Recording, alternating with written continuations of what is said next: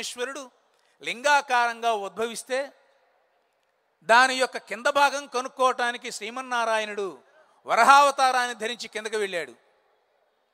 బ్రహ్మ అంశరూపంలో పైకి వెళ్ళాడు. విష్ణుమూర్తి ఎంత కిందకి వెళ్ళినా సరే దాని యొక్క మొదలేంటో కనుక్కోలేకపోయాడు.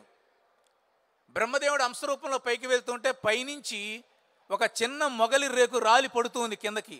అది అక్కడి నుంచి రావటం ఎన్నో యుగాలైంది. బ్రహ్మదేవుడు అడిగాడు, మొగల్ రేఖ నాకును విష్ణుమూర్తి తగాదా వచ్చింది, దీని మొదలు చివర చూడమన్నారు, ఇప్పుడు మన ఇద్దరం కిందకి వెళ్దాము. అడిగితే అవును బ్రహ్మదేవుడు ఈ లింగం పైభాగం చూశాడని నువ్వు చెప్పాలి అన్నాడు. ఆ రోజునే అబద్ధాల సాక్ష్యాలు కూడా ప్రారంభమైనాయి. సరే అని అందరూ కిందకు వచ్చారు. పరమేశ్వరుడు ప్రత్యక్షం అయ్యాడు. విష్ణుమూర్తి, స్వామి నేను మీ యొక్క అడుగు భాగం చూడలేకపోయాను, నన్ను క్షమించండి, మీరే నాకంటే గొప్ప. బ్రహ్మదేవుడు ఏమన్నాడంటే, పరమేశ్వర నీ పైభాగాన్ని నేను చూశాను, దానికి సాక్ష్యం ఇదిగో ఈ మొగలి రేకు అన్నాడు.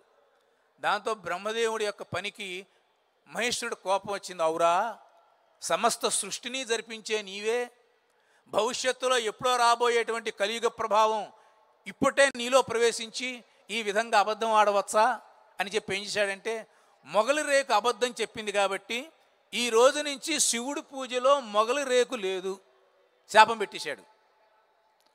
ఆవు వచ్చినట్టయితే ఆవుని అడిగాడు, ఏమిటేనంటే ఇదేమన్నా తలతో, అవును చూశాడు అంది, తల ఊపింది. వెనకాల తోక ముడ్డితో ఏమైంది, వెనకాల భాగం పృష్ఠభాగంతో, నిజమే వాడు చూడలేదు అంది. కాబట్టే మనం ఆవుకి ఏం చేయాలి, ముందర వెనక భాగం నమస్కరించాలి, పృష్ఠభాగం నమస్కరించాలి, పాలు ఉన్న చోట నమస్కరించాలి. ఆ తర్వాత ముందుకొచ్చి ఆవు ముఖానికి పసుపు కుంకుమ ఇవన్నీ రాసి పూజించాలి. ముందర మాత్రం వెనకాల భాగంలోనే పూజించాలి. వెనకాల కాళ్ళకి పూజన చేసిన తర్వాత ముందు